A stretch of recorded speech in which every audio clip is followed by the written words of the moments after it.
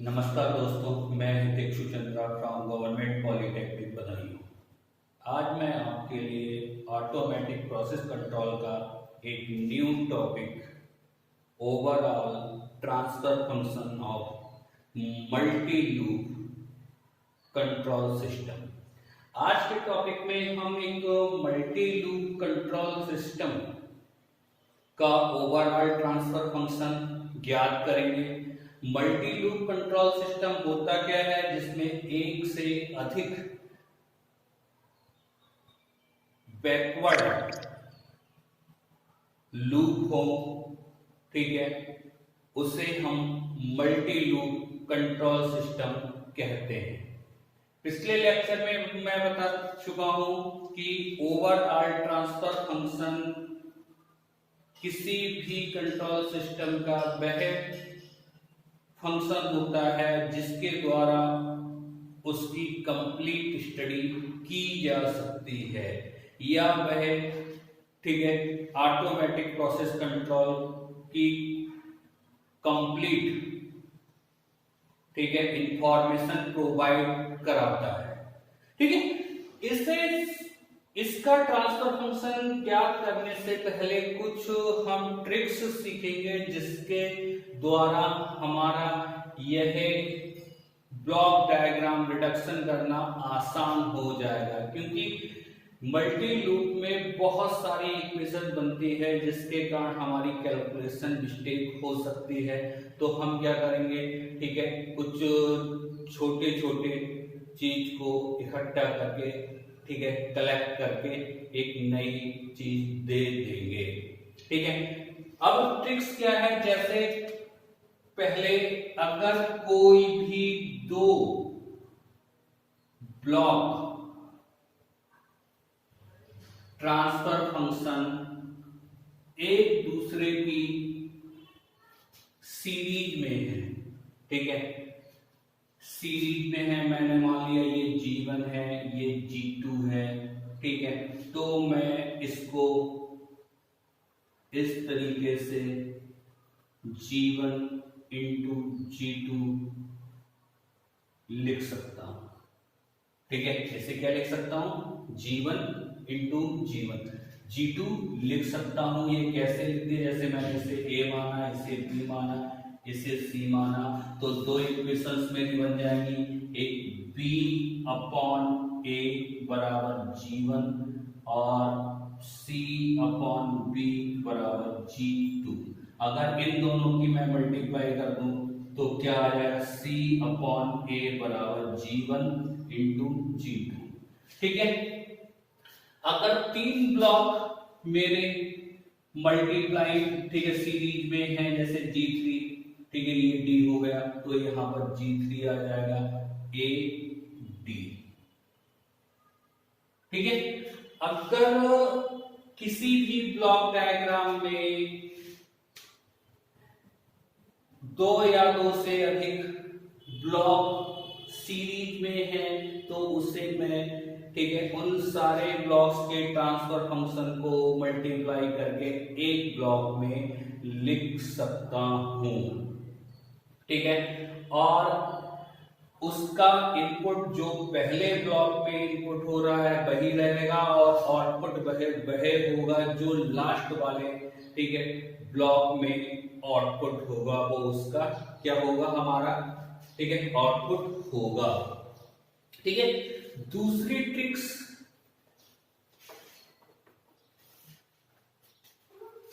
अगर फंक्शन इस तरीके से दिया हुआ है,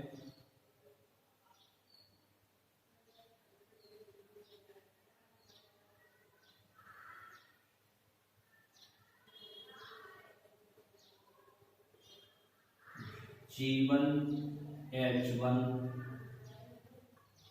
माइनस प्लस RC, ठीक है, तो अगर इस तरीके का कोई सिंगल लूप क्लोज सिस्टम है तो इसका मैं आउटपुट, ठीक है, transfer function C upon R, ठीक है, G1 upon 1 plus G1 H1 लिख सकता हूं डायरेक्ट। ठीक है। अगर यहाँ प्लस होगा, ठीक है, पहले अगर माइनस होगा तो प्लस आएगा, ठीक है, अगर प्लस होगा तो माइनस आएगा, ठीक है। अगर कोई सिंगल लूप क्लोज सिस्टम इस तरीके का है तो मैं उसका ट्रांसफर फंक्शन सीधे इस तरीके से लिख सकता हूं। ये दो ट्रिक्स से हमारा, ठीक है, ब्लॉक डायग्राम रिड्यूस करना बहुत ही आसान हो जाएगा। अब हम इस दिए गए ब्लॉक डायग्राम का ओवरऑल ट्रांसफर फंक्शन ज्ञात करते हैं। ओवरऑल ट्रांसफर फंक्शन इसका दो कंडीशंस में ज्ञात करेंगे। Number 1, change in set point, change in set point, ठीक है। तो हमारा जो load variable u1 and u2 बराबर क्या हो जाएगा, 0 हो जाएगा। u1 और u2 बराबर 0 हो जाएगा। जो हमारा आंसर आएगा वो C/R में आएगा, ठीक है। अब इसको करते ही हमारा जो ब्लॉक हुआ वो इस तरीके से कन्वर्ट हो गया, ठीक है,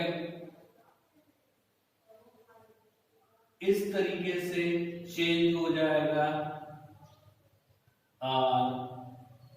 GC1। और ये एक इनर लूप बनना है जिसकी जगह पे मैं लिख सकता हूं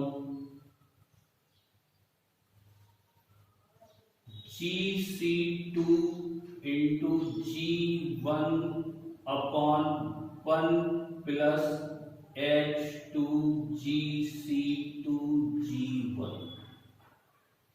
ठीक है, ये लिख सकता हूं, ठीक है। यहां पर u1 0 है तो ये बिल्कुल सीरीज में आ जाएगा, G1 और G2, G2 और G3, और हमारा आउटपुट ये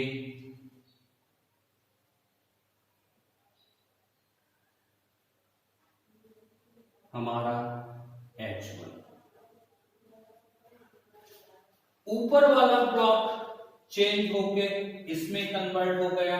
अगर मैं इसको कन्वर्ट करूंगा, ठीक है, तो ये इस तरीके से कन्वर्ट हो जाएगा।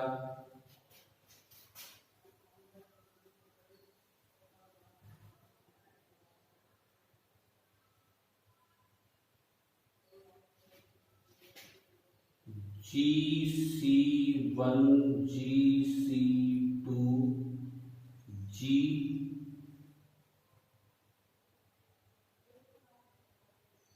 GC1 GC2 G1 G2 G3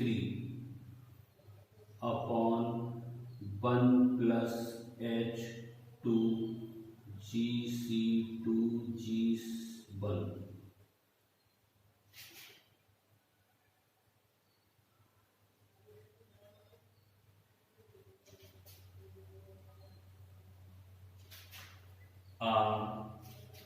और सी, आर और सी, ठीक है, ये प्लस ये माइनस और ये H1। इसको सिंगल लूप क्लोज सिस्टम की तरीके से चेंज करेंगे तो C अपॉन R बराबर आ जाएगा हमारा GC1 GC2 G1 G2 G3 upon में 1 plus H2 GC2 G1 upon 1 plus 1 H1 GC2 C2 C1 G1 G2 G3 और अपॉन में 1 प्लस H2 GC2 और G1। ठीक है, अगर मैं इसका एलसीएम ले लूंगा तो GC1 GC2 G1 G2 G3 और अपॉन में 1 plus H2 GC2 G1 G1 plus H1 GC2 GC1 G1 G2 G3 C upon R। ठीक है, हमारा जब सेट पॉइंट में चेंज है और लोड वेरिएबल की वैल्यू 0 है तो overall transfer function C upon R की यह वैल्यू आएगी। ठीक है, अगर इसको इक्वेशंस बना के निकालते तो बहुत ज्यादा कॉम्प्लिकेटेड होता और गलती होने के चांसेस रहते। ठीक है, इसलिए मैंने इसे ठीक है कुछ स्टेप्स में ठीक है शॉर्टली सॉल्व कर दिया। ठीक है, अब नंबर 2 ओवरऑल ट्रांसफर फंक्शन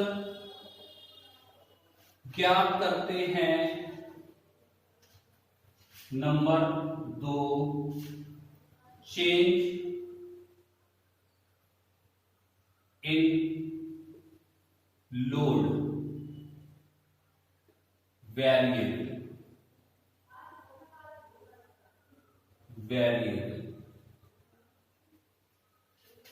ठीक है, तो यहां पर सेट पॉइंट में R बराबर 0 एंड U2 बराबर 0। ठीक है, तो जो आंसर आएगा मेरा वो C और U1 में आएगा, C अपॉन U1 में आएगा। अब इस कंडीशन में जो ब्लॉक रिड्यूस होगा ठीक है वो क्या होगा हमारा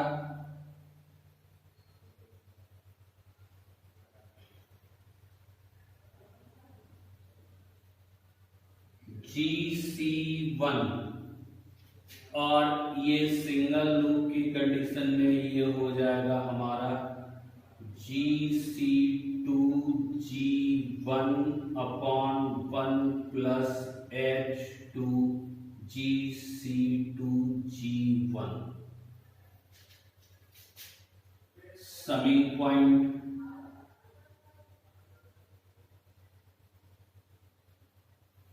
और ये दोनों ब्लॉक एक ही में हो गए G2 G3 C।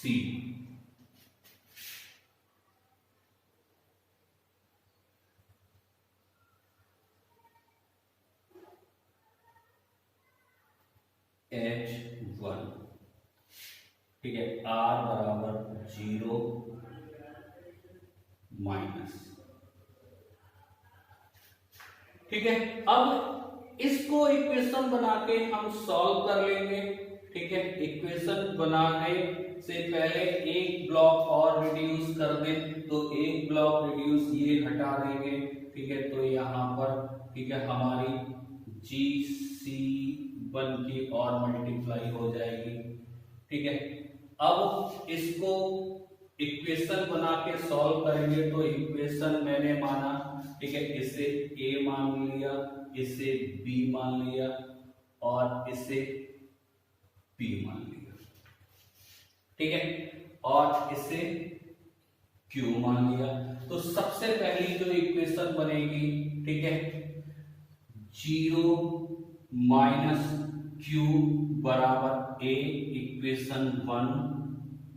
दूसरी इक्वेशन B अपॉन A बराबर GC2 GC1 G1 अपॉन में 1 plus H2 GC2 G2G1 equation 2, और तीसरी इक्वेशन बनी हमारी, ठीक है, B प्लस U1 बराबर P इक्वेशन 3, और चौथी इक्वेशन हमारी C अपॉन P बराबर G2G3 इक्वेशन 4, और पांचवी इक्वेशन Q अपॉन C बराबर H1 इक्वेशन 5। अब इन 5 इक्वेशंस को सॉल्व करके हमें क्या निकालना है, ट्रांसफर फंक्शन को ज्ञात करना है, ठीक है। तो सबसे पहले इक्वेशन 3 से चले। इक्वेशन 3 में b की वैल्यू सबसे पहले रखी, b की वैल्यू रखेंगे तो ये हो जाएगी a gc2 gc1 g1 upon 1 plus h2 gc2 g1 plus u1 बराबर p की वैल्यू इक्वेशन 4 से रखी, इक्वेशन 4 से p की वैल्यू हो जाएगी c अपॉन G2G3, ठीक है। अब a की वैल्यू माइनस क्यू, a की जगह पे मैंने माइनस क्यू रख दिया। अब माइनस क्यू की जगह पे मेरा आ जाएगा C H1 माइनस का CH1 GC2 GC1 G1 upon 1 plus H2 GC2 G1 plus U1 बराबर C upon G2 G3, U1 बराबर C कॉमन आ गया पहले स्टेप में, H1 GC2 GC1 G1 upon 1 plus H2 GC2 G1 plus 1 upon G2 G3। अब मुझे C upon U1 C upon U1 लिखेंगे तो हमारा जो होगा, ठीक है, वो 1 और C की मल्टीप्लाई में ये होगा C की, ठीक है, क्रॉस मल्टीप्लाई से ये प्राप्त होगा H1 GC2 GC1 G1 upon 1 plus H2 GC2 G1 plus 1 upon G2 G3, ठीक है। जो ये ट्रांसफर फंक्शन आया C अपॉन U1 में, ठीक है, यह लोड वेरिएबल में चेंज होने पर आया। इन दोनों इक्वेशन से या दोनों ट्रांसफर फंक्शन की सहायता से हम इस मल्टी लूप क्लोज सिस्टम को फुल्ली डिस्क्राइब कर सकते हैं। तो इन ट्रांसफर फंक्शन को ही हम इस मल्टी लूप का ओवरऑल ट्रांसफर फंक्शन कहते हैं। धन्यवाद दोस्तों, मिलते हैं नेक्स्ट टॉपिक में।